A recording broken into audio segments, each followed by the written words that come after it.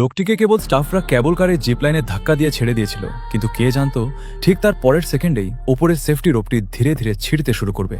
কিন্তু লোকটি এ বিষয়ে বিন্দুমাত্র জানত না সে আনন্দ মনে এই রোমাঞ্চকর অভিজ্ঞতা উপভোগ করছিল।